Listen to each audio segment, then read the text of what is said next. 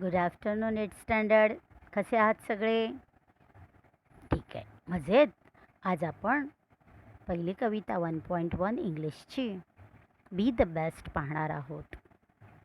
प्रथम आपण कवितेचं वाचन करणार आहोत, नंतर शब्दार्थ बघणार आहोत, कवितेचा अर्थ बघून प्रश्नोत्तरे बघणार आहोत.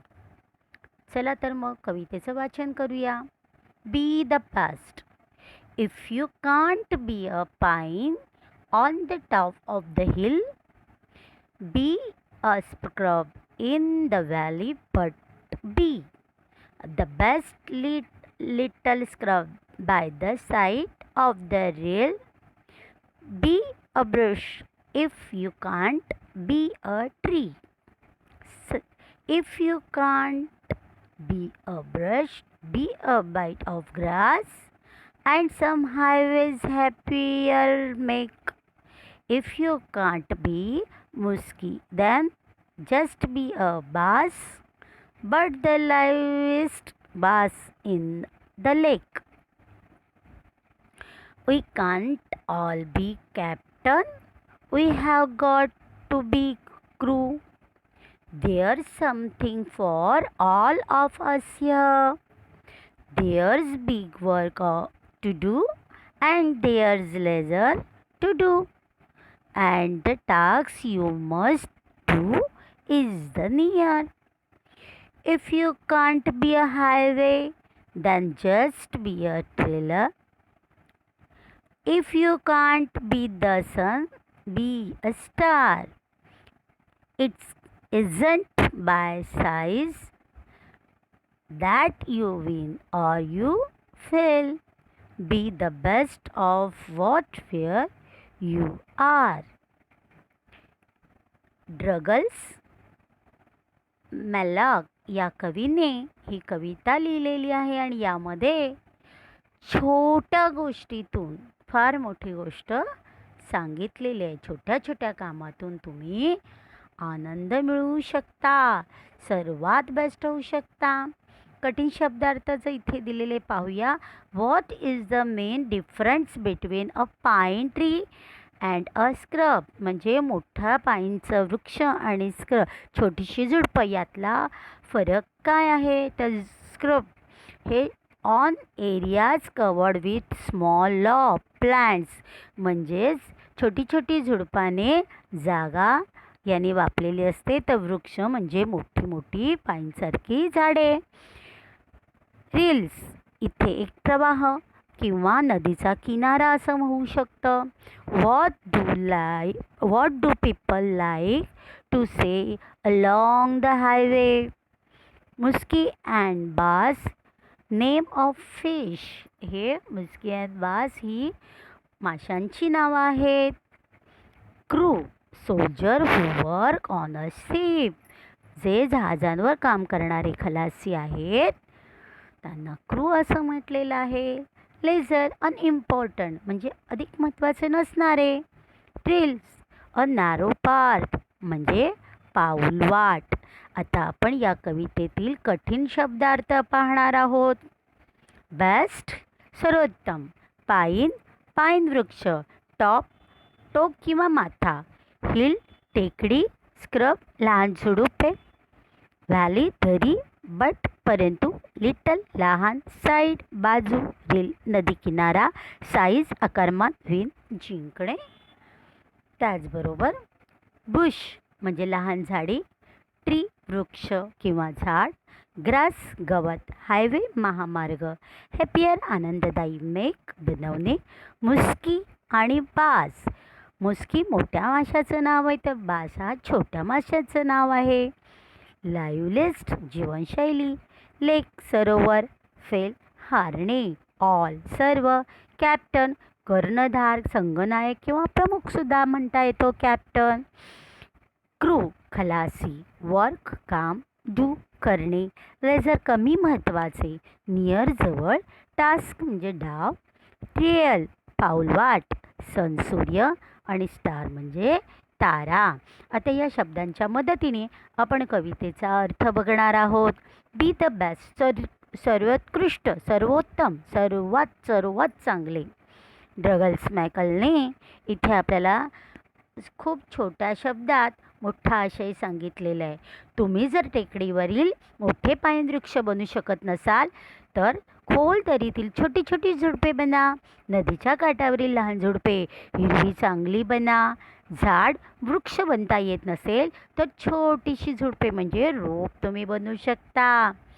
दुसऱ्या कडव्यामध्ये जर तुम्ही लहान झुडपे बनवू शकत नसाल तर हिरवेगार गवत बना आणि महामार्गावरील येणाऱ्या जाणाऱ्या सर्वांना आनंदी करा.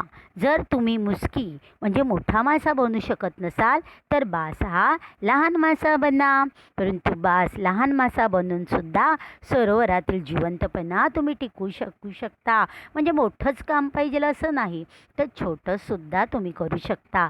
आपण सर्वच संघनायक कॅप्टन बनू शकलो नसलो तरी खलासी मात्र आपण बनवू शकतो. इथे सर्वांसाठी काही ना काहीतरी काम आहे, महत्त्वाचंच आहे. मोठं काम करू शकतो. ते नाही जमलं तर तुमच्यासाठी अधिक महत्त्वाचं नसलेलं काम तुम्ही म्हणजे छोटंसं काम, लहान काम तुम्ही नक्कीच करू शकता. कामाशी जवळ साधून काम पूर्ण करू शकता. चौथ्या कडव्यात शेवटच्या कडव्यात सांगितलेलं आहे की जीवनात तुम्ही महामार्ग बनला नाही म्हणजे मोठा मार्ग बनला नाही तरी नक्कीच पाऊलवाट बनवून तुम्ही एखाद्याला मार्ग दाखवू शकता. सूर्य बनू शकला नाही तर लहानसा तारा बनून प्रकाश देऊ शकता. जीवनात कामातील हारजीत ही काही आकारमानातील मोजमापावर ठरत नाही. जे काम तुम्ही कराल ते लहान असले तरी ते मनापासून केलेले सर्वोत्तमच ठरते, कारण ते मनापासून त्या कामात तुम्ही मनापासून सहभागी झालेले असतात. म्हणूनच इथं म्हटलेलं आहे, कवी म्हणतो की जे काम तुम्ही कराल त्या कामात उत्तम बना, सर्वोत्कृष्ट सर्वोत्तम बना, बी द बेस्ट. या कवितेतील काही प्रश्नांची उत्तरे इथे मी खाली दिलेली आहेत. थोडक्यात बघा, मोठा सर्कल छोटा सर्कल यामध्ये छोटे जे आहेत आकारमानाने शब्द असलेले ते छोट्या सर्कलमध्ये आणि मोठे जे वस्तू आहेत किंवा थिंग्स आहेत त्या तुम्ही मोठ्या सर्कलमध्ये लिहायचं आहे. इथे मी लिहून दाखवले. छोट्या सर्कलमध्ये स्मॉल सर्कलमध्ये लेक, बास, ब्रश, स्क्रब, रेल, स्टार आणि ट्रेल. मोठ्या बिग सर्कलमध्ये मुस्की, ट्री, पाईन, हायवे आणि सन यासारखी शब्द आपण भरलेले आहेत. पुढचा जो दुसरा प्रश्न जो आहे तो तुम्ही 4-4चा ग्रुप करून ही पोयम टर्न बाय टर्न तुम्ही वाचायची रीड करायची आहे. थर्ड क्वेश्चन आहे तर रायमिंगवाले पोयममधले रायमिंगवाले शब्द तुम्हाला शोधायला सांगितलेत. Find the right the pairs of rhyming words from the poem. Hill, rill, make, lake, grass, bass आणि ट्रेल, फेल. अशा प्रकारे हे शब्द मी तुम्हाला दाखवलेले आहेत. चौथा जो क्वेश्चन आहे त्यामध्ये तुम्हाला रिकाम्या जागा योग्य तिथे रिकाम्या जागा भरायच्या आहेत. If you cannot be a pine, if you can't be a pine, be a scrub. If you can't be a tree, be a brush. If you can't be a musky, be a bass. If you can't be a tree, be a bass. If you can't be a captain, be a crew. If you can't be a highway, be a trailer. If you can't be sun, be a star. खालील काही शब्द true आहेत की fall आहेत ते सांगायचं आहे. इथे मी तुम्हाला ते शब्द दिलेले आहेत. इथे आपण हा चौथा प्रश्न बघूया.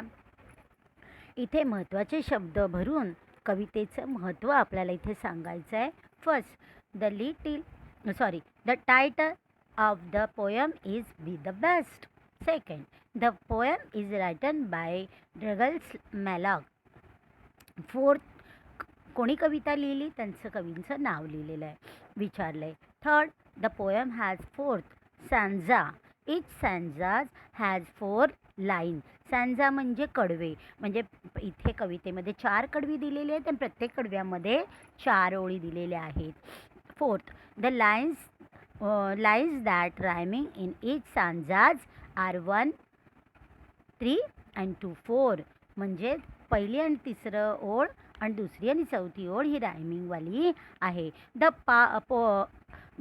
फिफ्थवाले, the poet compare the big things with small thing. म्हणजे कवीने मोठी वस्तू आणि छोटी वस्तू यांची तुलना या कवितेमध्ये करून आपल्याला सांगितलेलं आहे. मोठी वस्तू मोठं बनता आलं नाही तरी आपण नक्कीच छोटं बनवू शकतो.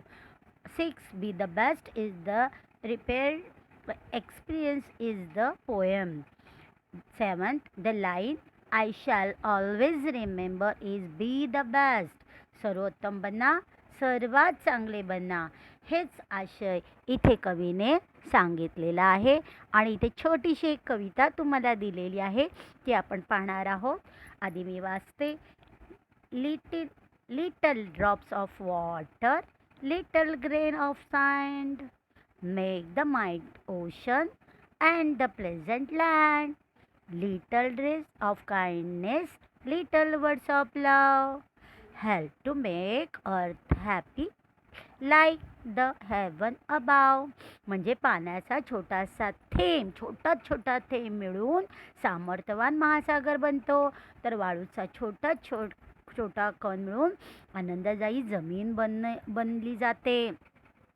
तसेच दयाळूपणाने लहान लहान कामे केली आणि प्रेमाने बोललेले लहान शब्दसुद्धा पृथ्वीमधील लोकांना सर्वांना आनंदीदायी बनवतात आणि मदत करतात. जणू काही स्वर्गाप्रमाणेच त्यांना हे प्रेमाने बोललेले छोटेसे शब्द खूप आनंद देऊन जातात. दयाळूपणे केलेली छोटी कामंसुद्धा सर्वांना स्वर्गाप्रमाणे आनंददायी वाटतात. अशा रीतीने छोटीशी पोयम तुम्हाला दिलेली आहे. तुम्ही ही रीड करायची आहे. कठीण शब्दार्थ लिहून काढायचे आहेत आणि अर्थ समजून घेऊन प्रश्नांची उत्तरे लिहायची आहेत. धन्यवाद.